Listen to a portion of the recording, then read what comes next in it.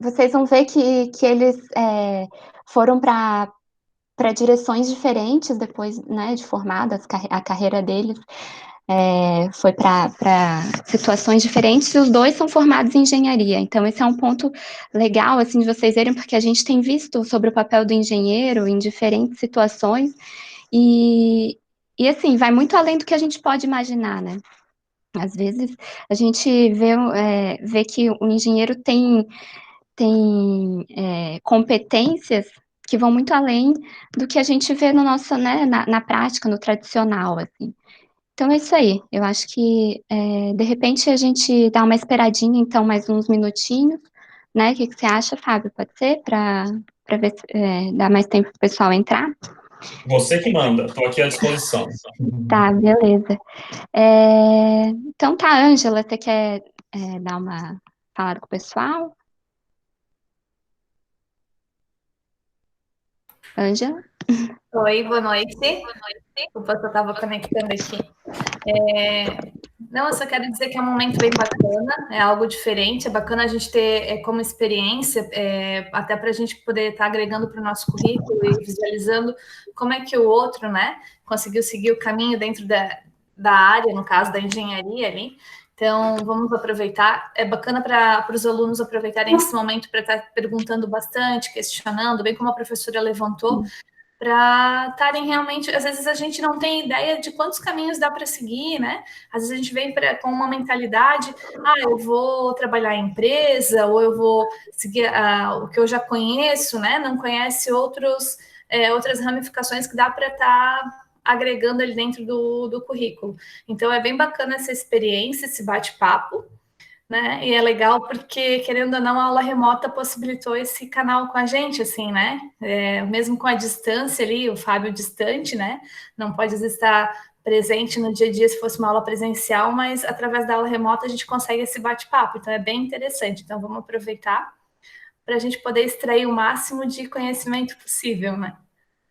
Prazer, Fábio, né? Eu não te conhecia antes, então tô bem. Prazer, Ângela, prazer a todos aí. Quero agradecer também a participação. Em nome Então, de tá todos. bom. Isso aí. Obrigada, então, Fábio. Professor Jorge, também, obrigada por ter trazido a sua turma para a aula. Para a turma do professor Jorge, que não me conhece, então eu vou me apresentar. Eu sou a Vanessa Feliciano, eu sou professora de Introdução à Engenharia Mecânica da turma, né, de Engenharia Mecânica, claro. Então é isso aí. O que você acha, Angela? Podemos começar, né, de repente? E Sim, aí, vamos sim. indo. Eu acredito que já pode ir conduzindo, já pode iniciar, e depois a gente disponibiliza a gravação para quem não está presente, né? No momento, a gente disponibiliza depois essa gravação para os outros alunos, tá bom? Tá bom, então, pessoal. Então, vamos lá. Quem quiser fazer perguntas para o Fábio, pode perguntar. Se preferir perguntar no chat também, então, eu pergunto para ele porque ele não está visualizando o chat, tá? Então é isso aí, Fábio. Vou colocar aqui em modo de apresentação. Tá, vocês estão me escutando? Tá tudo bem? Oi? Tá me escutando, Vanessa? Eu tô escutando. Acho que tá tudo certo, pessoal. Então tá, imagino que o pessoal está escutando também. Deixa eu só colocar aqui.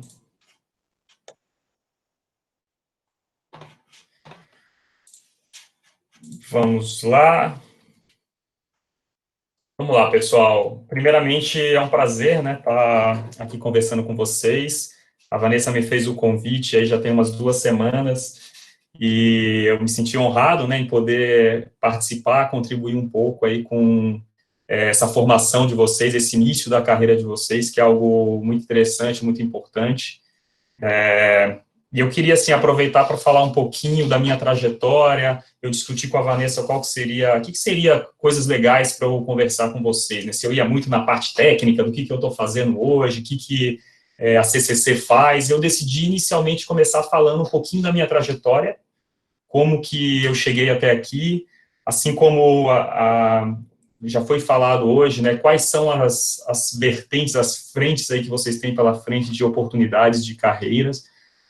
A engenharia mecânica é muito mais do que a pura engenharia, né, que é muito bonita, mas isso te abre, qualquer engenharia, na verdade, te abre um horizonte enorme, enorme de possibilidades, tá?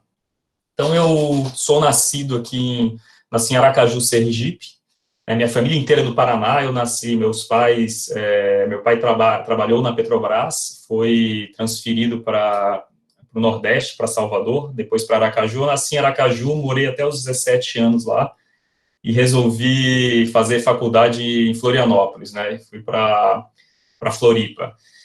Eu tenho 35 anos, né, eu sou casado, né, casei aí no ano passado, e como eu estou falando, eu estou à espera do meu maior projeto de vida, que é meu primeiro filho. Então, em meio à pandemia aqui, estamos dentro de casa, crescendo a barriguinha da esposa aqui. Eu moro no Rio de Janeiro hoje, tá? E meu cargo atual, eu sou diretor de vendas para a América Latina, uma empresa multinacional chamada Compressor Controls Corporation. É uma empresa de automação na área de controle de turbomáquinas, né? Controle de compressores de turbinas a vapor, turbinas a gás.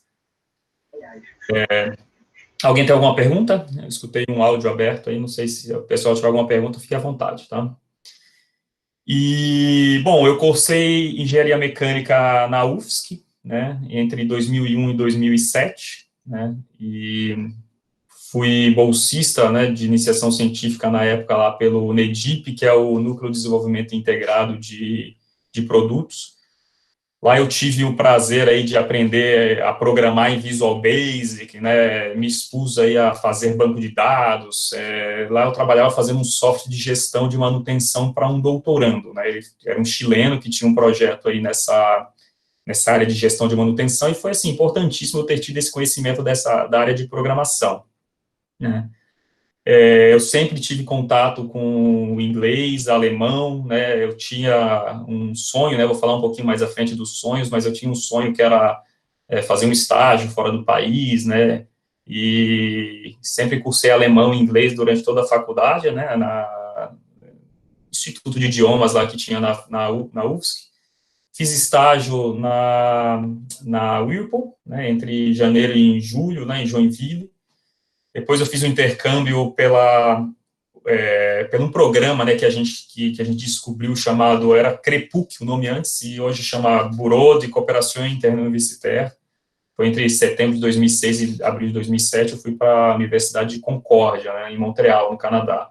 Então, eu fiz as matérias optativas lá do curso de Engenharia Mecânica por lá.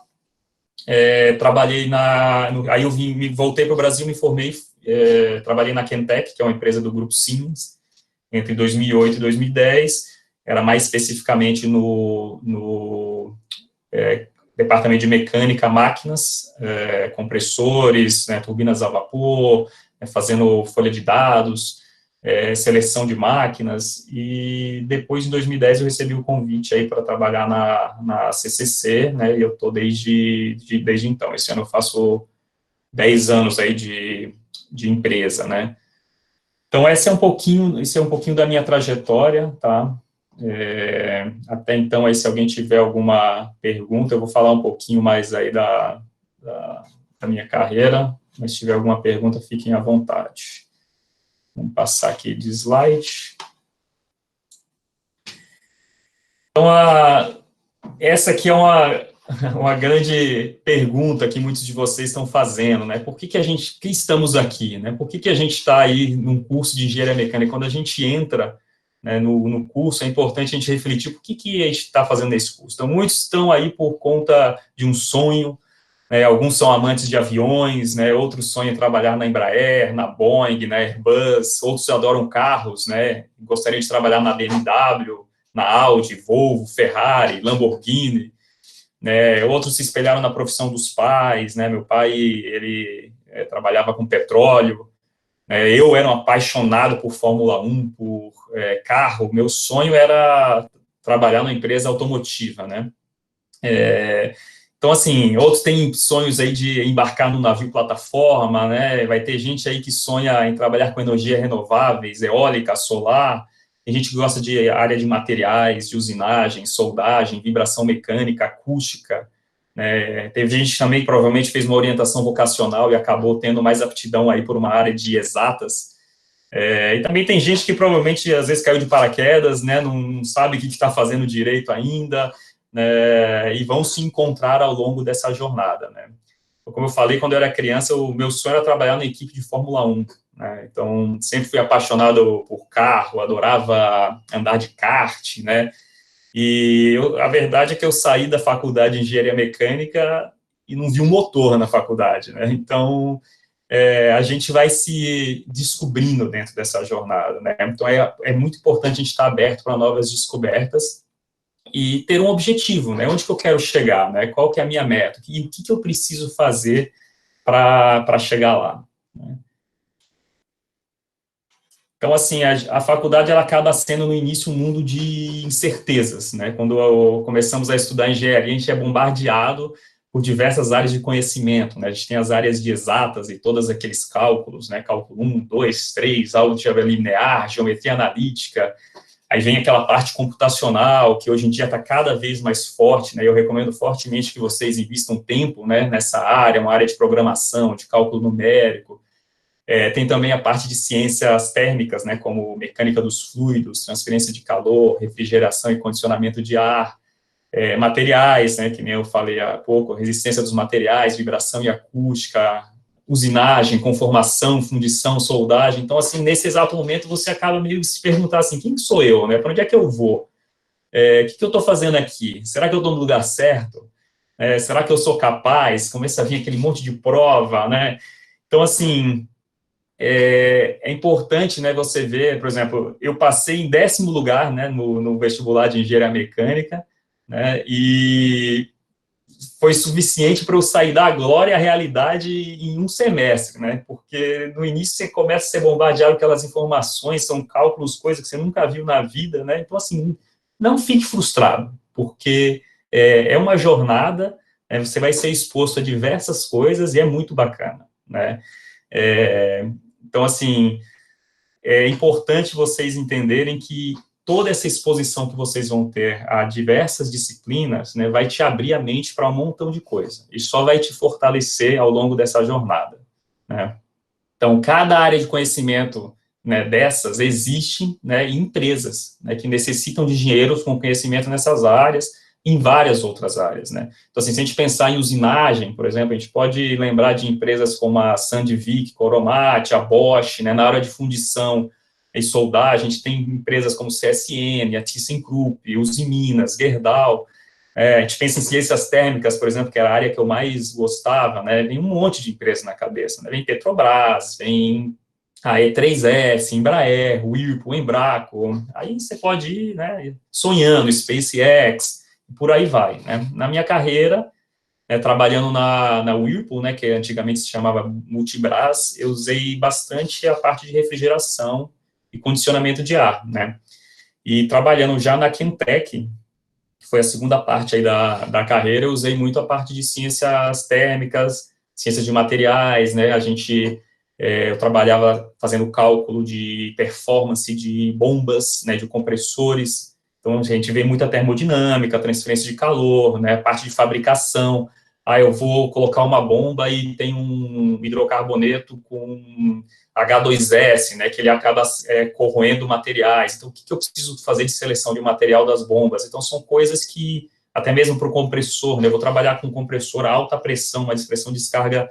muito alta, então que estrutura mecânica eu tenho que fazer, né, então em cada empresa você vai ver que existe diversos, né, horizontes para uma pessoa trabalhar. E também existe a parte de gestão, né, a parte de contabilidade, né, que às vezes, hoje, por exemplo, eu tenho um amigo que ele trabalha como CFO de uma empresa de cosméticos, né, então ele se formou em engenharia mecânica comigo, e ele é controller de uma empresa de cosméticos. Então, assim, é muito legal que ela trabalha na área de finanças, né?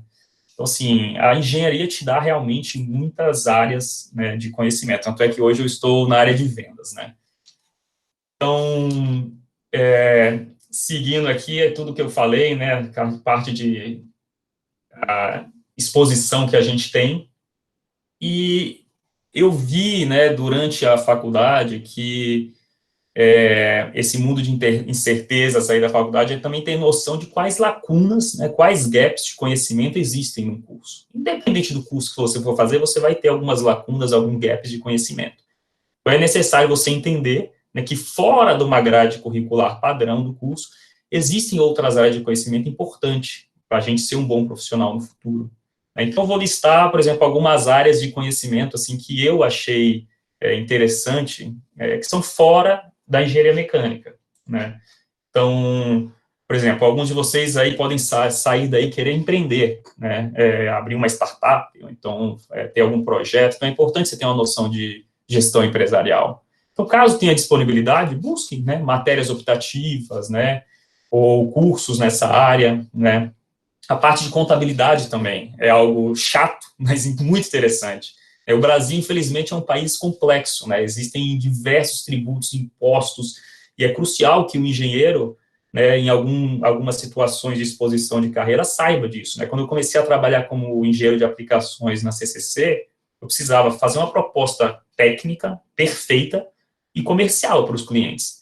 Então, imagina o nó que deu na minha cabeça quando eu tive que entender como é que eu faço para importar um material dos Estados Unidos, né, quais são os impostos de importação, se é hardware em si de IPI, II, ICMS, né, quando é software, são outros tipos de impostos, né. Então, assim, galera, é muito complexo, né. Então, imposto na entrada, imposto na saída, um tem retenção, outro não tem. Então, assim, a gente ter uma noção básica, né, tem até um livro que acho que é Contabilidade para Não Contadores, é algo interessante porque futuramente pode te dar um norte, até mesmo para você que vai empreender, né? É importante você ter um pouco de noção disso. Economia, né, e matemática financeira, finanças pessoais também é algo muito importante, né? Se você é dono, né, ou trabalha dentro de uma empresa, como é que fica a questão da atividade dos seus produtos quando o dólar sobe ou baixa, né? O que acontece quando o Banco Central baixa a taxa Selic, por exemplo? Como você vai gerir seu próprio dinheiro? Você vai trabalhar, vai começar a ganhar dinheiro. Meu primeiro salário que eu ganhei, eu paguei as contas e joguei numa corretora, comecei a investir. Então, assim, isso porque durante a faculdade eu peguei uma matéria optativa de finanças pessoais, né? Então, assim, você vai tendo aquela mentalidade também de investimento, né? Então, é algo bacana vocês também abrirem a mente para outras coisas fora da grade curricular padrão. Né, marketing, né, por exemplo, como é que eu entendo o meu cliente, né? Se eu vou trabalhar numa empresa, eu tenho um produto ou um serviço que eu estou vendendo, eu tenho que entender o cliente, por que aquilo é importante para o meu cliente, né?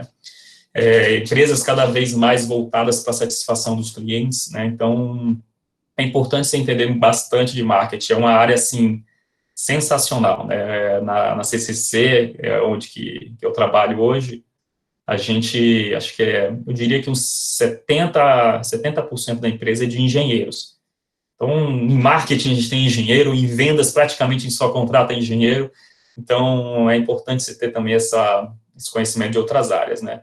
E na minha opinião, assim, a lacuna de conhecimento maior mesmo está nas habilidades interpessoais e de comunicação.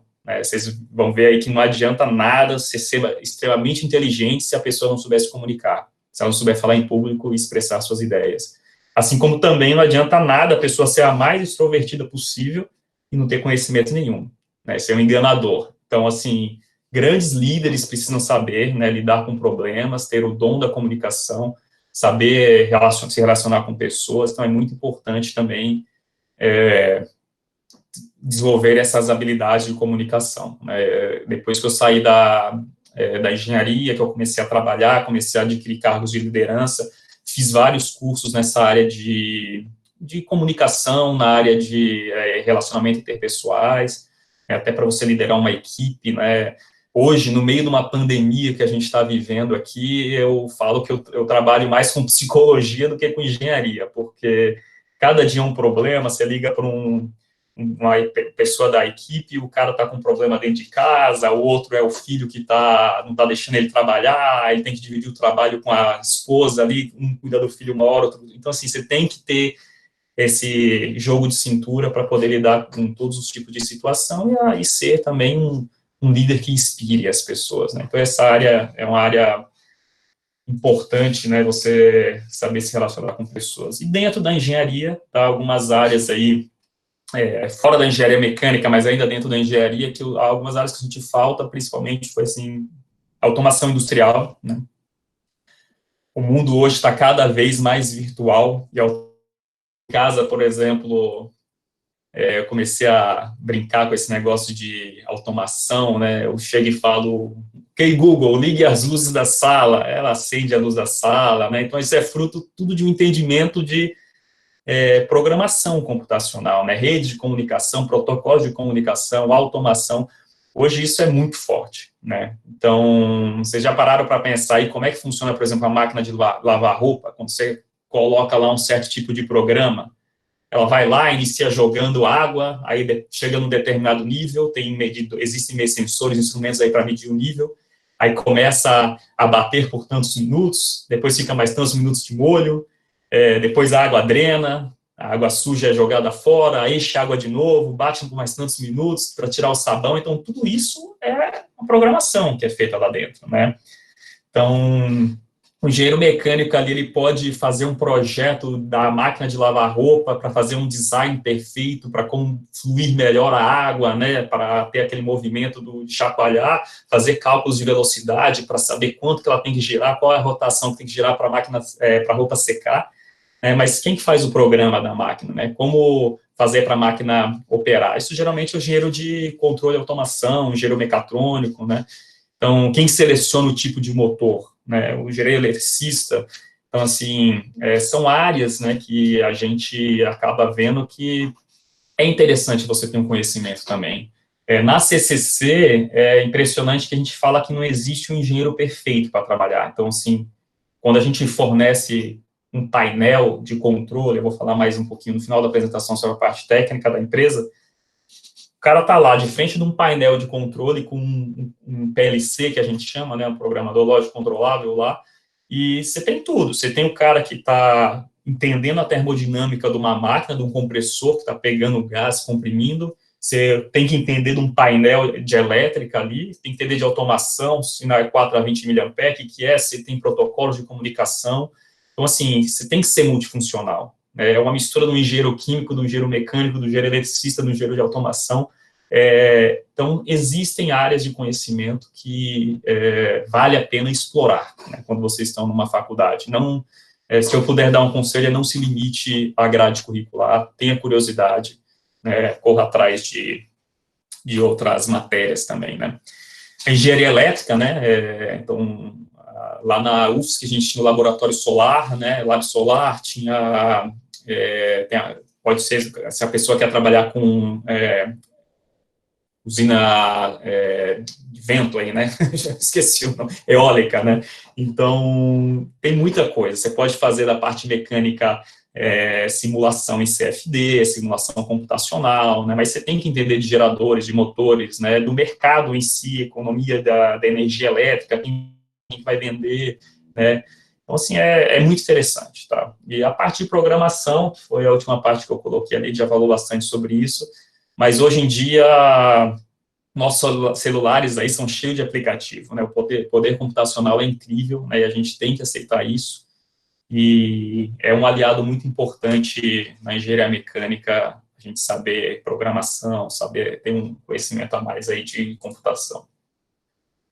Então, assim, o mundo, a mensagem que eu quero dizer também é que o mundo está cada vez mais rápido, né, o mundo está evoluindo numa escala, assim, sem precedentes, né, então eu vou fazer só um histórico rápido.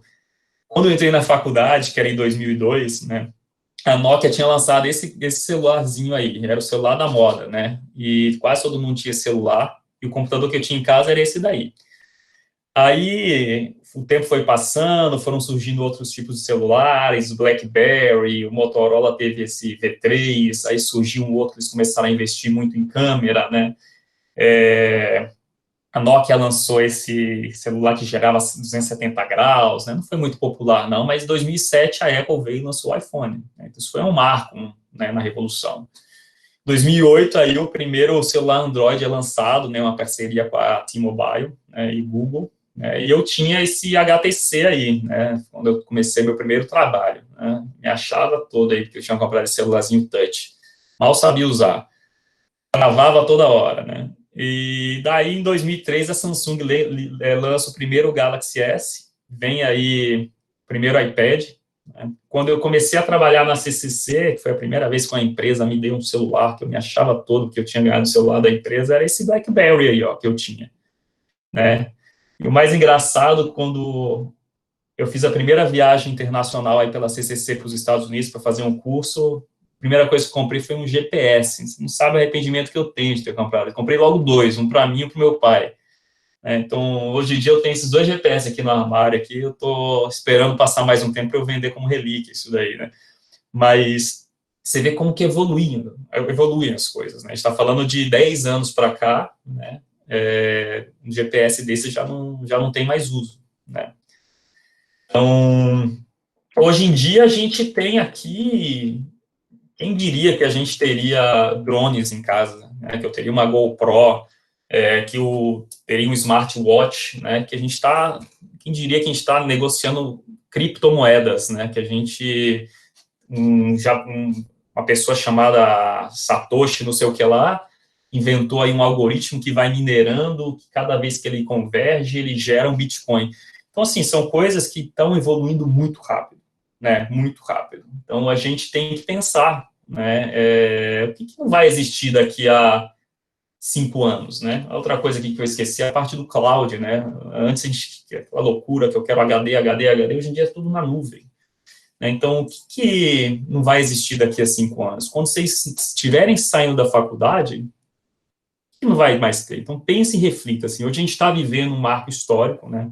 Não somente uma crise sem precedentes, mas também um momento, né, que mudará e já está mudando o mundo como um todo. Essa pandemia aí já mudou o nosso jeito de agir, né, o jeito de relacionar com as pessoas, né, como a gente estava falando aqui no início. Eu estou aqui do Rio de Janeiro falando com vocês, né? Para fazer reuniões, ter aulas, né? Então, já pararam para pensar em qual que vai ser o novo normal daqui para frente, né?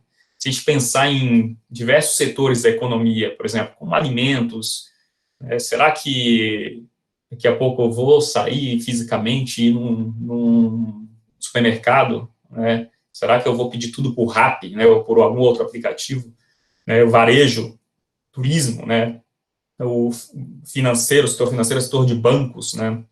Cada vez mais bancos virtuais, esse banco Inter, banco não sei o quê, tudo virtual hoje em dia, né? A parte de educação, né? Hoje vocês estão tendo aula aí online, né? Isso nos possibilita, você vê empresas como aquela Zoom, né? Que do nada estouraram, hoje já vale mais, a Zoom já tem valor de mercado maior do que todas as empresas aéreas, acho que a americana, Delta, United, se juntar tudo isso, dá menos que o valor de mercado da Zoom. Acho que o Ricardo Amorim postou isso. Fiquei impressionado, né? Então, pensem lá na frente, né? Daqui a 5 anos, o que não vai existir mais? O que vai mudar, né? Será que a maioria dos carros ainda vão ser a combustão? A gente já está vendo que não, né? Que já está tendo uma mudança, né? Nesse sentido. Quanto que vai estar valendo o barril de petróleo? Né? Hoje a gente está aí também a 25, uma baixa demanda, tudo, né? Como é que serão os celulares, né? Como é que a gente vai se relacionar com as pessoas? Só para vocês terem uma ideia, né? Vou falar um pouquinho mais de mim aqui mais adiante, mas eu sonhava, né, em morar fora do Brasil. Acabou que na CCC eu tive a oportunidade de morar um tempinho fora, mas viajar muito, né? Então, em 2018, 2019, eu fiz uma contabilidade de números de horas, né, e que eu fiquei em avião, em número de voos. Em 2018, eu fiz, acho que foram 55 voos no ano, né? E foram quase 5 dias dentro do avião, se eu somar todas as horas voadas, né? Em 2019 foram 64 voos, né? E deram quase 8 dias de avião. Então, assim, hoje eu estava até pensando, falei, caramba, quando é que eu vou entrar num avião novamente para fazer um voo internacional, né?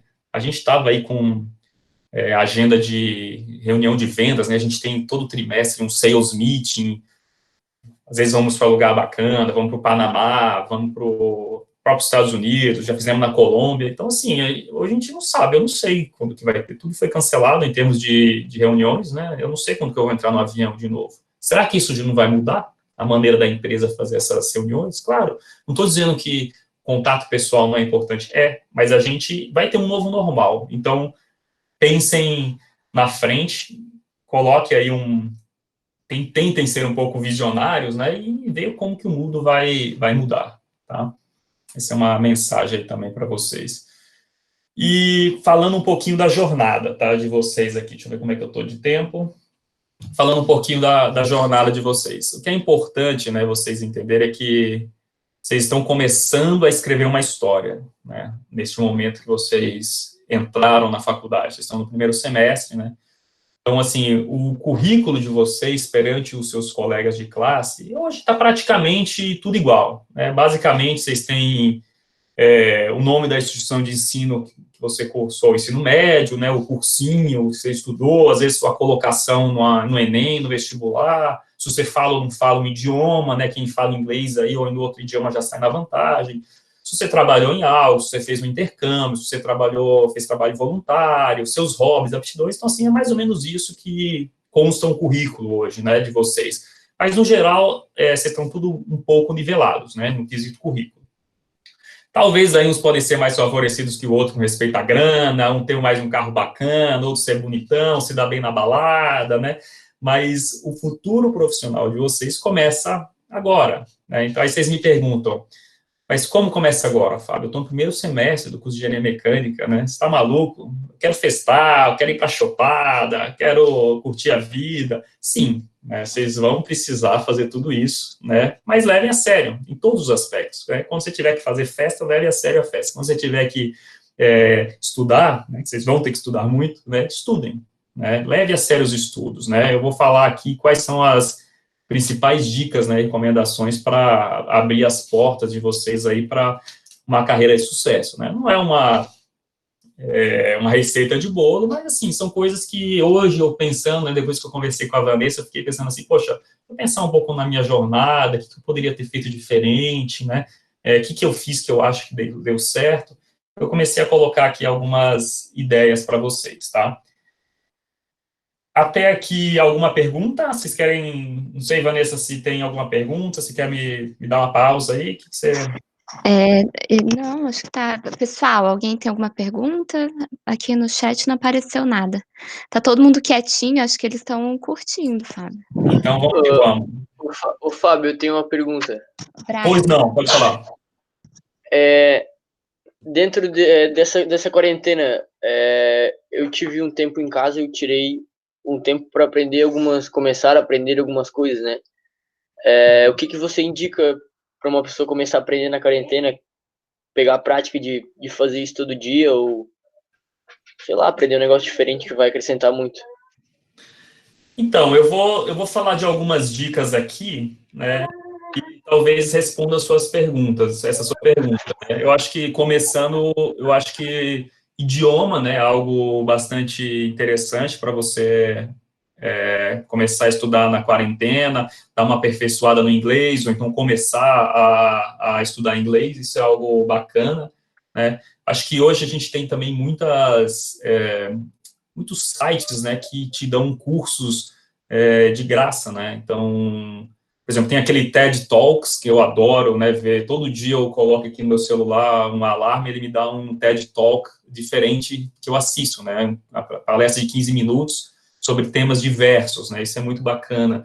Você tem universidades, né, que disponibilizam cursos grátis também, então eu posso passar para a Vanessa algumas dicas também e ela compartilhar com vocês de cursos online que vocês escolhem, né? Eu gosto muito dessa área eu falei de finanças pessoais, né?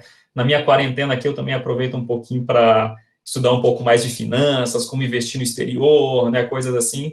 Aí a gente fica assustado com esse dólar subindo tanto, né? Então, tem várias áreas, né? Acho que vou passar aqui nesse slide, talvez responda algumas das perguntas, vai te dar algumas ideias. Pode ser? Só uma... Claro.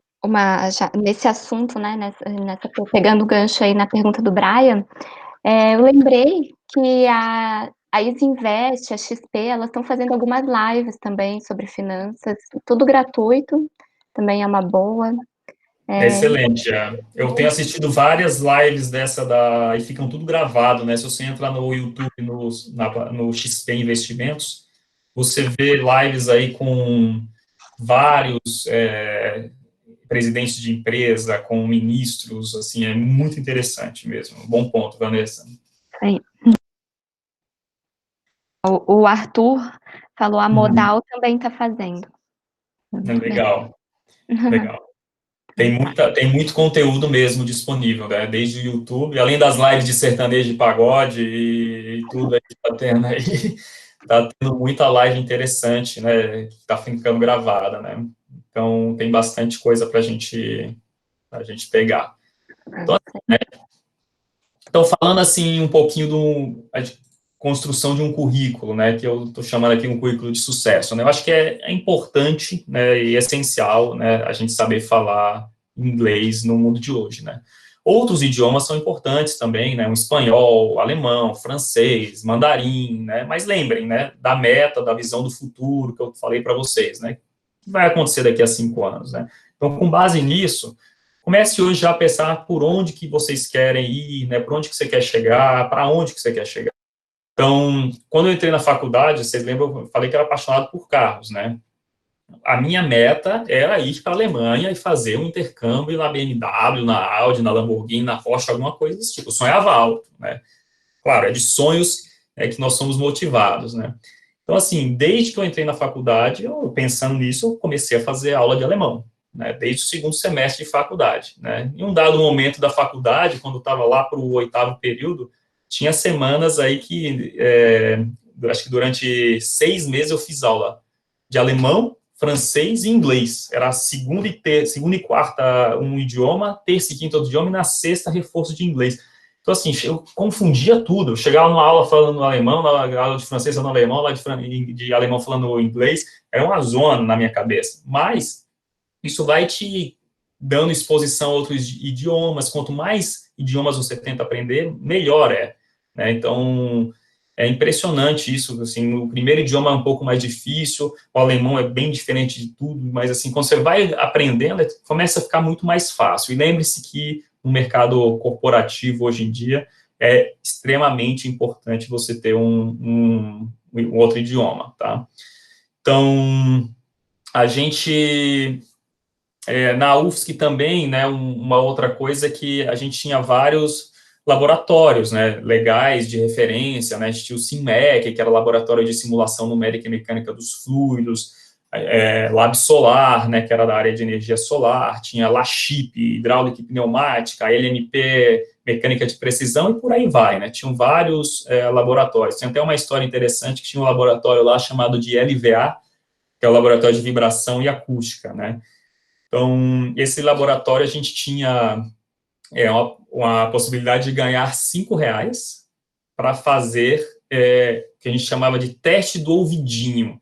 Na verdade, a gente estava testando protetores auriculares. Protetor auricular é aqueles que a gente coloca no ouvido para ruído, né? Então, você usa muito como um EPI, né? Equipamento de proteção individual para refinaria, né? Esses caras que estão com britadeira quebrando asfalto, então eles têm que usar isso. Então, a gente ia no laboratório, era uma câmara, se eu não me engano, anecoica, semi-anecoica, alguma coisa dessa assim, e você ficava sentado num banquinho, tinham várias caixas de som, e você ficava com um botão, assim, né? Então, você botava o protetor, fazia 100, e depois colocava o protetor auricular, e ficava um barulhinho.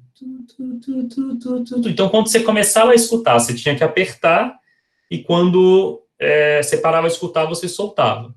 Então, a gente ia lá, fazia esse teste por 30 minutos, né? Testava um protetor auricular, ganhava R$5. Eles faziam isso pra caramba. Então, pô, imagina, a gente comia no restaurante universitário, era R$1,50. Eu ia lá, fazia um teste desse, já me dava 3 dias de almoço já, né? Às vezes você ia para uma balada num dia, na quinta-feira, chegava na sexta, 8 horas da manhã, ia lá fazer o teste do ouvidinho, tava lá, batia aquele sono, quando você via, tava lá, o cara falava, deu um erro aqui, né, no sistema, que foi, não, é porque eu esqueci de apertar o botão. Então, assim, brincadeiras à parte, todo laboratório, né, de faculdade, né, tem um lado interessante, né, e é importante vocês pesquisarem se existe, né, alguma área aí dentro de estudo acadêmico, que vocês possam desenvolver algum paper, né, desenvolver alguma coisa que isso com certeza agrega aí no currículo de vocês, né. Então, assim, a porta de entrada para esse tipo de de laboratórios, né? Geralmente começa pelos idiomas que vocês falam, né? E pelas notas, né? Pelo IA dos primeiros semestres de faculdade, né? Se a faculdade de vocês tem laboratório, visitem, né? Os laboratórios. Se tem empresas na redondeza, visitem as empresas, né? Falem com professores, se mostrem interessados, né? E muitos desses professores, obviamente, podem te ajudar mais na frente a conseguir um estágio, né, a conseguir uma bolsa de iniciação científica, né, se mostre interessado, né, porque isso é muito importante, né. Eu acabei fazendo iniciação científica no NEDIP, né, que é o Núcleo de Desenvolvimento Integrado de Produtos, que nem eu falei mais atrás, né, e trabalhei com um doutorando lá, que queria fazer esse software de manutenção, né, gestão de manutenção, e eu não sabia nada de programação, nada, tinha tido uma matéria básica lá, e tive que aprender a programar em Visual Basic, preguei um monte de livro lá na biblioteca, chegou num momento que eu empacava, não conseguia andar na programação do software. Chamei um amigo meu, que era até da engenharia elétrica, eu falei, Tiagão, você sabe mexer com banco de dados? Ele, sei, tem experiência, eu ganhava uma bolsa de R$230, rachava meio a meio com ele, mas a gente estava focado no objetivo ali, conjunto, que era o objetivo do sucesso do doutorando, né, o sucesso do chileno lá, que precisava desenvolver aquilo. Então, trabalhe em equipe, né, saiba, tenha comprometimento, né, pesquise, se exponha, então isso é algo muito importante, a dica que eu dou para vocês, né.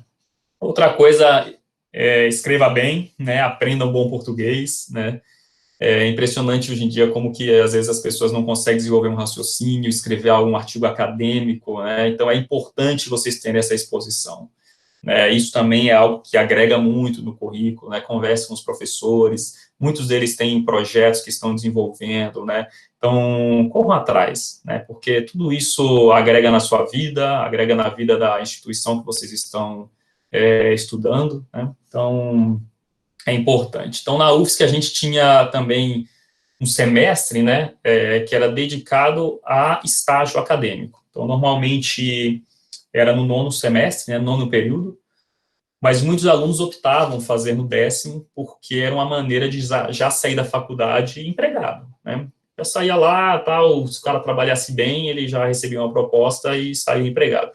Então, assim, eu resolvi fazer conforme o cronograma, não fiz no 10º, fiz no 9º período, né, participei do processo seletivo lá da Whirlpool, né, e fui selecionado lá dentro de 2 áreas, né, uma que era mais relacionada a áreas térmicas, né, muito cálculo computacional, eu não achava que era muito meu perfil, né, e outra era uma área mais de desenvolvimento de produtos, né, que era relacionada um pouquinho com o laboratório que eu tinha trabalhado, e eu acabei trabalhando nessa área chamada de plataforma multidor, né, multidor porque tem aqueles refrigeradores de 2 portas, né, e tem os refrigeradores de 1 porta, então eu trabalhava na área que desenvolvia refrigeradores de 2 portas.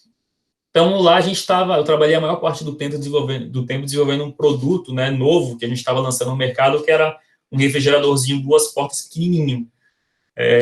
E sempre, quando você é estagiário, sempre te dão tarefas árduas, né, e humildemente execute as tarefas, né, não se sinta menosprezado, vão te dar um monte de trabalho de você ficar preenchendo planilha e tudo, mas execute com louvor, né, então as pessoas iam me dando as tarefas árduas, eu lembro uma situação que eles me deram uma lista, uma planilha Excel com 36 tipos diferentes de geladeiras, né, de refrigeradores, ele falou assim, Fábio, esse trabalho aqui é um trabalho muito importante que você tem que realizar, que a gente precisa saber o peso de cada refrigerador sem embalagem, sem os manuais.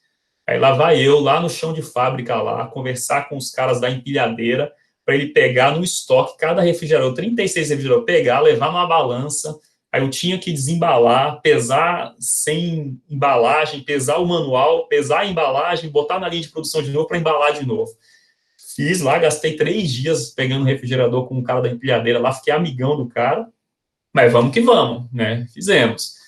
Então, assim, teve uma outra situação que foi muito legal, né, que hoje em dia a gente dá risada, né, mas a gente foi desenvolver esse refrigeradorzinho de 2 portas, e falaram assim, ó, dá para o Fábio lá essa tarefa aqui, que ele vai fazer lá, cara, ele dá um jeito lá e faz. Eu falei, beleza.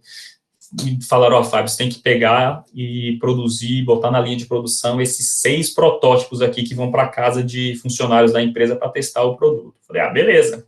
Esses protótipos, eles usavam partes de refrigeradores existentes já. Então, eu fui lá, né, um dia, falei, ó, tá sendo fabricado hoje qual linha de produto? Era o BRM, não sei o que, não sei o que. Então, opa, hoje é o dia. Aí levei aquele monte de... só a carcaça do refrigerador lá e botei na linha de produção.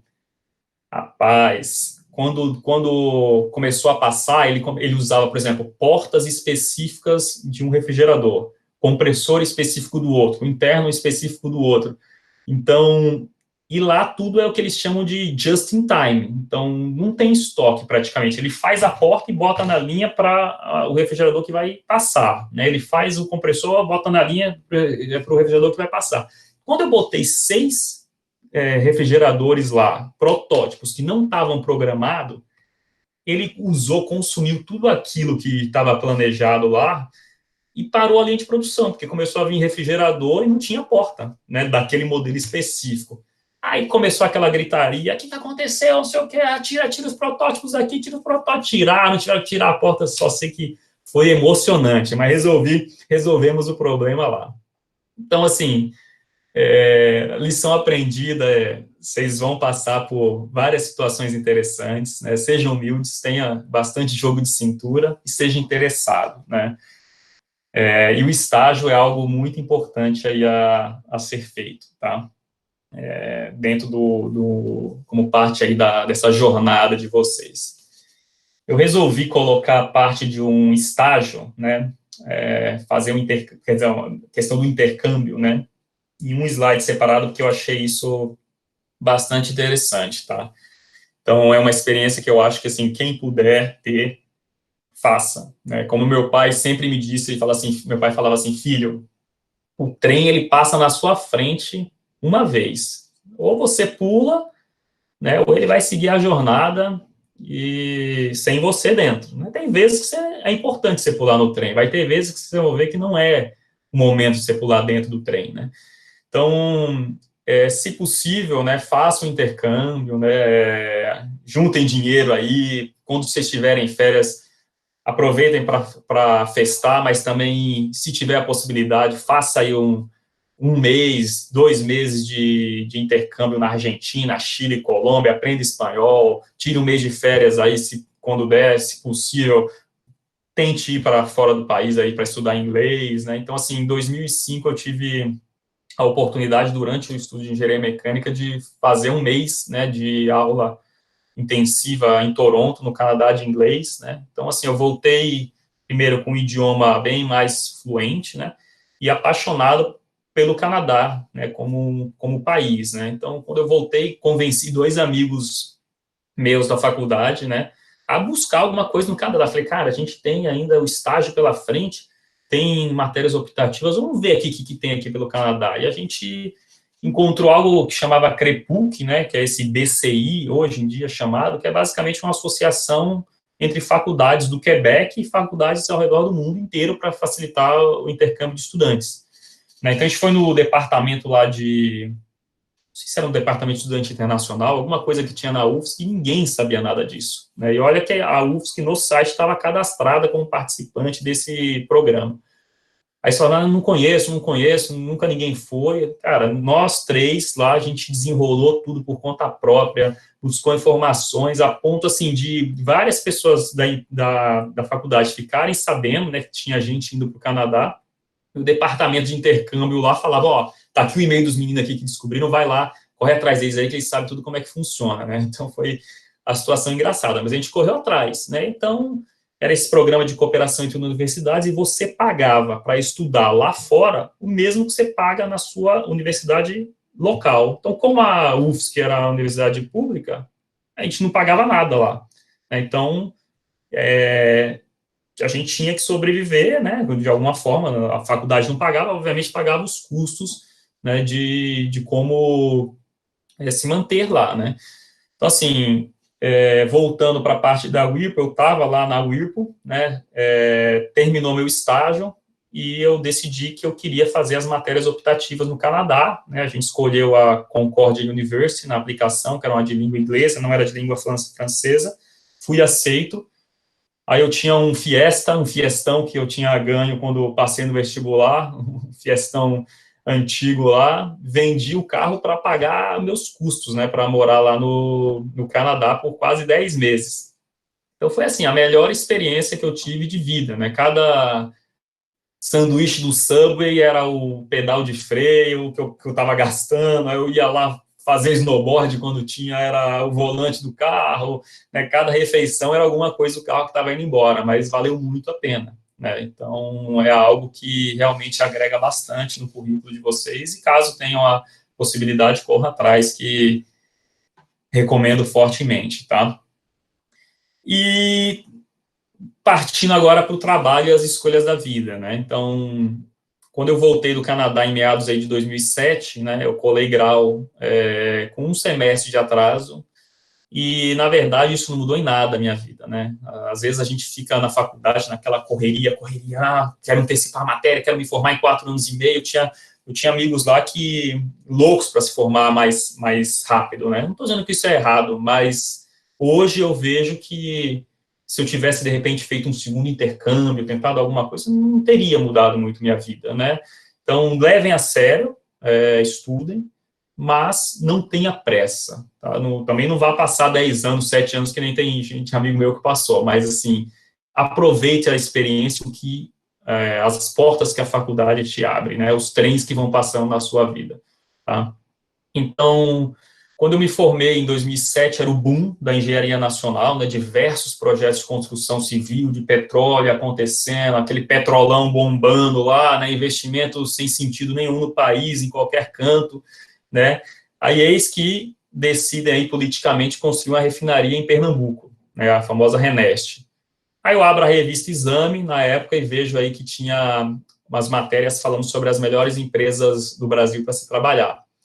Aí eu li sobre uma empresa na época chamada Chemtech, né, existe até hoje, que é a empresa do grupo Siemens, e coincidentemente eu vejo na revista, eles botaram o nome de todos os funcionários que ele tinha lá em uma das páginas, eu vejo o nome do cara que morava comigo, né, que dividia apartamento comigo. Falei, caramba, o cara trabalha lá, tal, como eu demorei para mais 6 meses para me formar, ele se formou antes e começou a trabalhar. Aí eu mandei meu currículo, a Chemtech tinha acabado de ganhar o projeto de FEED, né, e de projeto de detalhamento da refinaria Renest, e eles precisavam contratar 400 pessoas da noite para o dia. Aí eu mandei meu currículo, no dia seguinte eu recebi um e-mail de volta, fiz uma entrevista por telefone, falei da minha história, dos idiomas, da faculdade, notas, laboratório, né, tudo isso que eu falei para você, habilidade de programação, estágio, intercâmbio. Aí a entrevista terminou e eles falaram assim, imagina, também o cara precisava contratar 400 pessoas, né, ele falou assim, quando é que você pode vir para o Rio de Janeiro para começar a trabalhar? Aí eu, opa, peraí, vai vir Natal, tal, enfim, em 2008, no início de 2008, eu faço minhas malas, me mudo para o Rio de Janeiro, começo a trabalhar na Chemtech, né, então algo muito interessante, que no primeiro mês, né, tinha aquele monte de aluno saindo das universidades, né, e eles faziam um mês de integração, passando por diversos temas, né, de engenharia, né, parte de tubulação, parte de elétrica, parte de mecânica, né, e eu tive a oportunidade de escolher, né, se eu ia para a área de tubulação. Como eu tinha um pouco de experiência na área de programação, ele tinha um grupo que trabalhava fazendo programação de um software de modelagem de tubulação, que eles chamam de PDMS, né, e o outro foi trabalhar na área de mecânica. Então, assim, eu acabei não querendo, né, trabalhar nessa área de programação, e fui para a área de mecânica, que foi aí que abriu para mim esse universo que eu estou hoje, né. Então, esse grupo de equipamentos rotativos, compressores, bombas, turbinas a vapor, turbinas a gás, então, foi um aprendizado incrível. A gente tinha diversos consultores, Petrobras, de pessoas que eram aposentadas e tinham sido contratadas, muita gente fera de mercado, né, ensinando para a gente.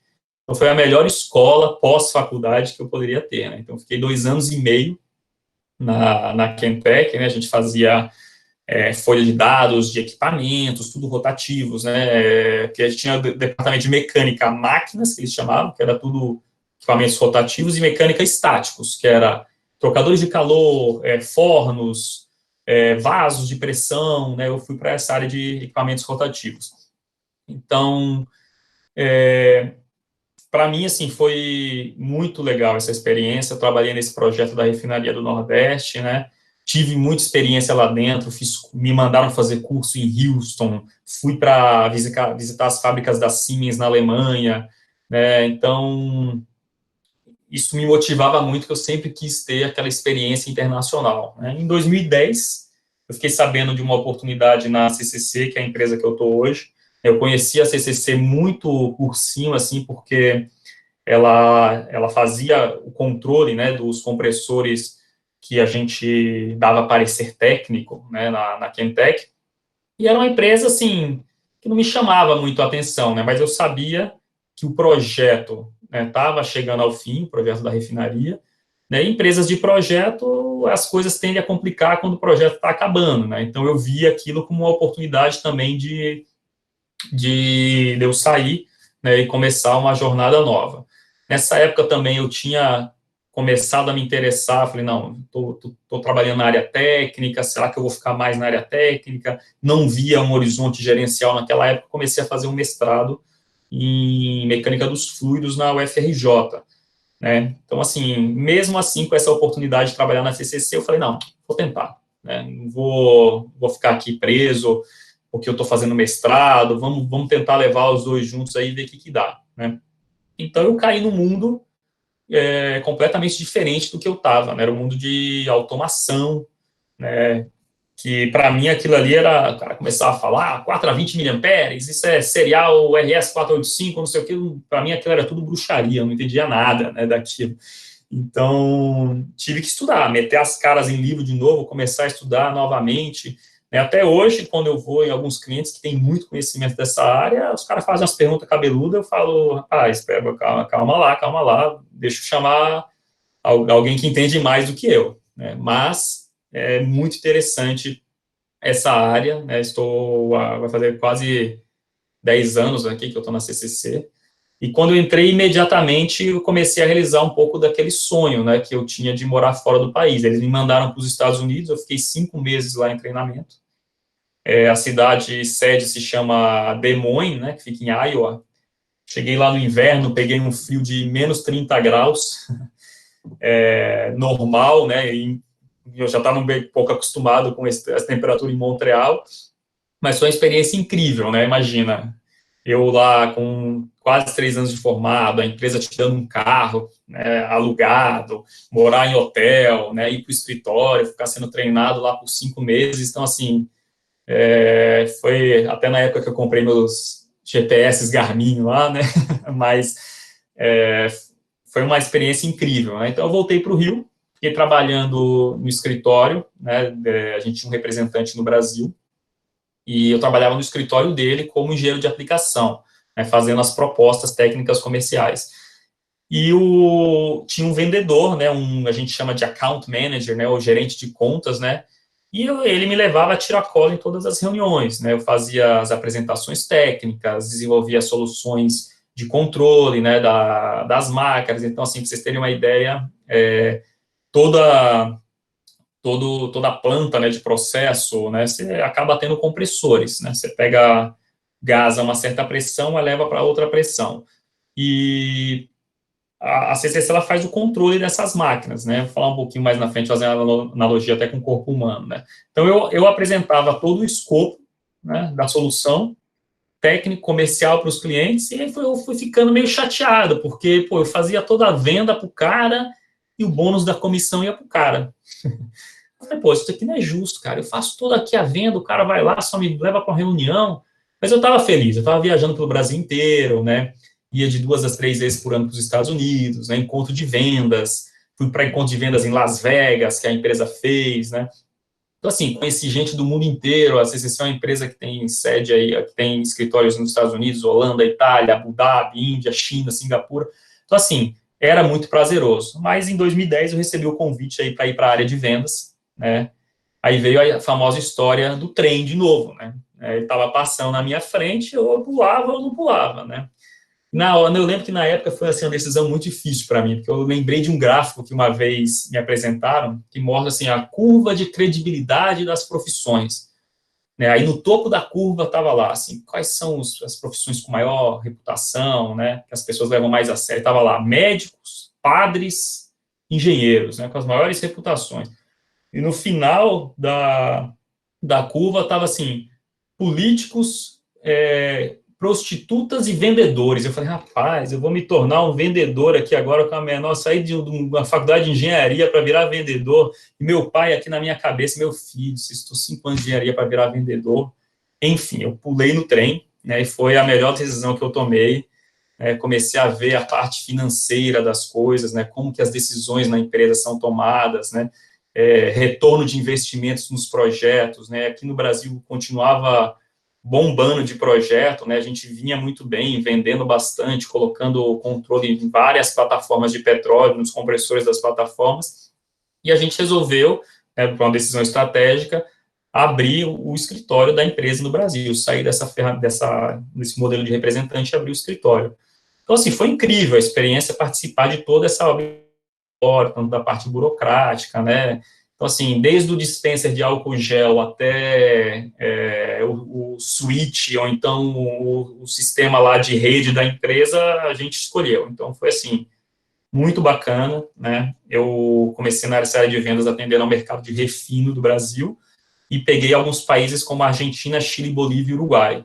Então, assim, eu viajava por todos esses países, cada 15 dias eu estava no avião visitando o cliente, né, outros 15 dias eu estava aqui em casa, trabalhando, né, no mercado nacional, conheci vários lugares, né, desenvolvi o mercado da Bolívia, que era um mercado pequeno para nós naquela época, né, fizemos uma venda extraordinária em 2014, né, então, assim, né, com o desenvolvimento do trabalho que eu fui gerado, eu recebi o convite para virar gerente de vendas da América Latina, que depois, agregando outras empresas do grupo, eu acabei virando diretor de vendas para a América Latina, isso em 2015, né?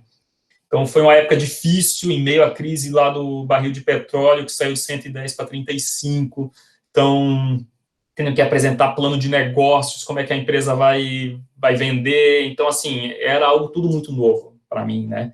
Então, eu reportava direto para o vice-presidente de vendas da empresa, a gente tinha o CEO, né, e diversos VPs, né, o VP de finanças, de vendas, de engenharia. Aí, em 2017, o VP saiu, eu passei a responder direto para o presidente da empresa. Então, assim, era algo fantástico, um cara com 2, 3 vezes mais experiência do que eu, e às vezes eu me sentia um estúpido falando com ele, um burro, falava, caraca, como é que eu não vejo essas coisas? O cara é extremamente inteligente, com diversos cursos, diversas experiências, e eu ia, assim, era sendo impulsionado a aprender cada vez mais, né? Nessa, viajei por diversos cantos do mundo, né? México, Colômbia, Trinidad e Tobago, Peru, Equador, né? Quase tudo quanto é país da América Latina eu visitei. Fui para os escritórios da CCC na Itália, Holanda, Abu Dhabi, fui na Arábia Saudita, no Kuwait, Singapura, ou seja, hoje eu conheço uns 40 países no mundo, né? Então, me deu muita exposição, me deu muita oportunidade trabalhar nessa área comercial. Né? Falando um pouquinho aqui, estamos quase chegando no final do tempo, falando um pouquinho aqui no que a CCC faz, tá? Então, se a gente pensar, por exemplo, no corpo humano, quais são as variáveis de processo que a gente tem aqui? A gente tem a pressão sanguínea, por exemplo, né? Tem várias, né? Mas dando um exemplo, pressão sanguínea, a vazão sanguínea, né? Sei nem se esse termo sanguínea está certo, mas dentro do meu mundo médico, foi o que eu achei aqui. Saturação de oxigênio, por exemplo. Então, o que o coração faz? Quando a gente começa a fazer uma atividade física, que a gente começa a correr, né, as células começam a usar mais oxigênio e pega o oxigênio que está passando pelo sangue. Né? Você respira, ele joga o oxigênio para o sangue e as células vão consumindo esse oxigênio. Se você está fazendo atividade física, correndo, as células vão consumir mais oxigênio. Então, o controle, né, o PLC, vamos dizer assim, né, o controle é o cérebro. e ele lê essas variáveis, e ele manda um sinal para o seu coração, falando, coração, eu preciso que você bata mais rápido, que você mande mais sangue para o corpo, porque eu preciso controlar esse nível aí de saturação de oxigênio, porque você está consumindo muito oxigênio, está baixando a saturação, consome mais. Não sei se alguém já fez o teste de pegar esse oxímetro, né, que hoje está muito famoso aí por causa do coronavírus, você bota no dedo e prende a respiração, você vê, quando você está quase não aguentando mais, você vê a taxa de saturação de oxigênio cair. Então, o coração, né, o controle que está aqui no cérebro, ele faz justamente isso, ele vai medindo, quanto mais você se exercita, ele vai aumentando aí ou diminuindo a velocidade do batimento cardíaco. O que a CCC faz, né, o que isso tem a ver com o compressor? O que a gente faz é a mesma coisa, né, a gente faz o controle de um compressor num processo, tá? Isso é feito através de hardwares, né, isso daqui é um dos tipos, a gente tem várias famílias de controladores, esse é um dos tipos de hardware que a gente trabalha, né, esse é a gente chama de Prodigy, essa linha, então ele é um PLC modular, né, essa parte verdezinha embaixo aqui é o que a gente chama de I/Os, ou inputs, outputs, ou entradas e saídas, então todos os sinais de campo, transmissores de vazão, de pressão, de nível, tudo isso vem entrar nesses terminaizinhos de baixo. Ali em cima a gente tem os cartões de processamento, os cartões de entrada e saída de I/O, né, de entrada e saída de sinais, e em cima a parte toda de comunicação, que eu vou comunicar com os sistemas de uma planta de processo, tá? Então, assim, a CCC ela é muito conhecida no mercado por ter sido a empresa que criou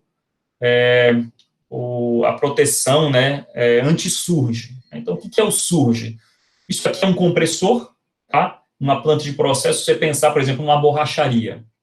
Você botar ar no pneu do seu carro, você precisa de um compressor. Tá? Então, ele pega aqui ar da atmosfera, esse quadradinho aqui é um filtro, ele filtra o ar, joga para o compressor está girando, né, tem todo impelidores, né, coisas ali dentro, que gira, acelera e desacelera o gás, e ele entrega o gás ali numa pressão maior do que a pressão na sucção. Então, assim, nesse cenário aqui, eu tenho um vaso na descarga completamente fechado, se eu ligo esse compressor, ele vai acelerar, vai começar a entregar gás e encher esse vaso de gás. Então, se você não faz nada, esse vaso vai enchendo, e a pressão dele vai subindo, né? A pressão vai subindo. A mesma coisa, inflando um balão de aniversário. Chega num certo momento que a energia que o compressor tem para pegar uma moléculazinha de gás na sucção e jogar para a descarga se iguala à energia que o vaso tem para jogar esse gás de volta para a sucção.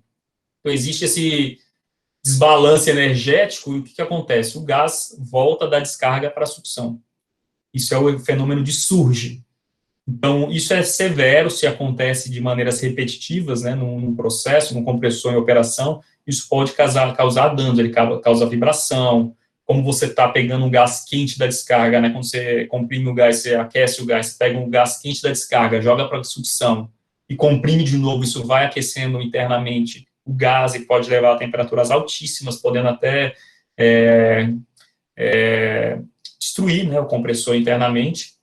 Então, assim, basicamente, esse é um ciclo, né, o gás está indo, né, quando existe esse equilíbrio energético ali, que a pressão do vaso é igual ou um pouquinho maior do que a pressão da sucção, ele joga o gás de volta. Então, esse é o ciclo que acontece. Se o compressor vibra, né, então tem um monte de problemas. O que a CCC faz, basicamente, é ver onde que está o ponto de operação, nessa curva aqui que eu estou mostrando, que é uma curva que a gente chama de curva de performance do compressor, e tomar uma ação. O cérebro, né, que é o PLC, ele analisa todas as variáveis, entende onde que está o ponto de operação e fala, abre uma válvula de alívio, ou abre uma válvula de recirculação, pega gás da descarga, joga na sucção, diminui essa pressão. Então, é isso que a gente faz, né, e eu vou dar um outro exemplinho aqui, né, que esse acho que é o último slide, um exemplo de um controle de pressão de descarga.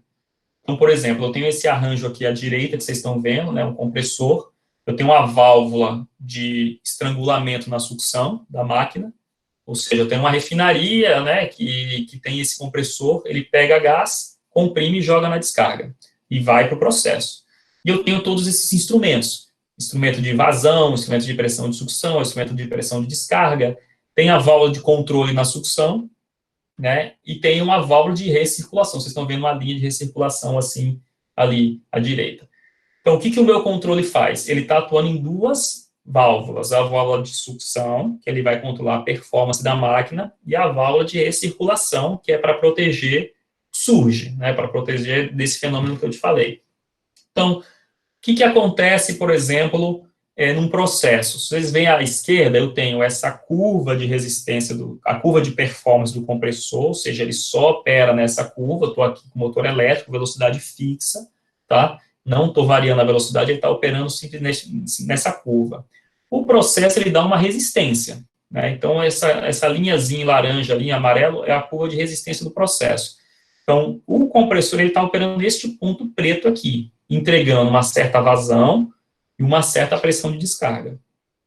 Se, por alguma razão, as condições de processo mudam, vamos dizer que eu fecho uma válvula na descarga, essa curva de resistência, ela move, né, para a esquerda. Eu estou aumentando a pressão na descarga, né, essa curva, ela move. Nesse caso, o ponto de operação, ele tende a ir para a esquerda, né, eu não estou mudando a velocidade da máquina, ele tende a subir na linha de controle, quer dizer, na curva de performance da máquina, e entregar uma vazão menor e uma pressão de descarga maior. Só que, como vocês podem ver aqui, nesse gráfico aqui, eu tenho que controlar esta pressão, né, de descarga. É uma variável do processo. Tem processos que você precisa controlar, manter uma pressão estável, então manter uma vazão estável para um reator, né? Em plataforma de petróleo, você tem que controlar a pressão de sucção ali, que tem um vaso de separação entre óleo, gás e líquido. Então, para eu manter essa pressão, esse set point que a gente fala, né, de pressão, eu preciso fazer alguma coisa. Então, eu vou atuar, o meu controle, né, vendo todas essas variáveis, ele vai atuar na válvula de estrangulamento da sucção. Então, ele sai de um ponto que está fora do set point, né, um ponto acima ali da curva de performance. Quando eu estrangulo, eu mudo a curva ali de performance da máquina, eu vou estrangulando até o ponto descer num fechamento, uma porcentagem de fechamento de válvula tal qual eu atinja esse set point de pressão. Então, obviamente, isso não acontece, assim, dando esse distúrbio para cima e descendo, o controlador está atuando a cada 5 milissegundos, então, cada 5 milissegundos ele está tomando uma decisão, processando os dados e tomando uma decisão. Então, o ponto de operação, ele vai meio que assim, né, aqui nessa curva amarelinha, né, até chegar no novo ponto de operação. Uma vazão menor, a pressão que o processo requer, e uma válvula de estrangulamento na sucção mais fechada, né, neste exemplo. Então, basicamente, é isso que é a CCC, essa é um pouquinho da minha história, espero que vocês tenham curtido aí, que eu possa ter agregado aí para vocês, e agradeço a oportunidade, estou aberto a qualquer pergunta que possa haver. E aí, pessoal, deixa eu colocar minha câmera aqui também. Alguma pergunta, pessoal? Alguém quer falar alguma coisa? Fábio, obrigada, né, primeiro. E pessoal, alguém quer fazer alguma pergunta?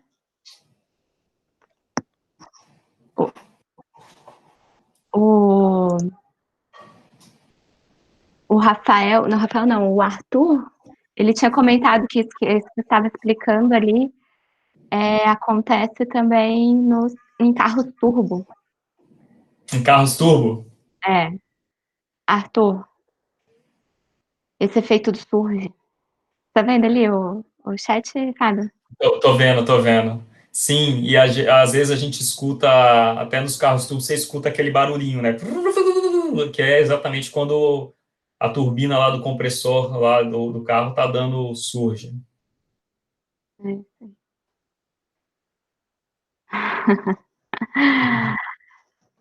Então, alguém quer falar alguma coisa?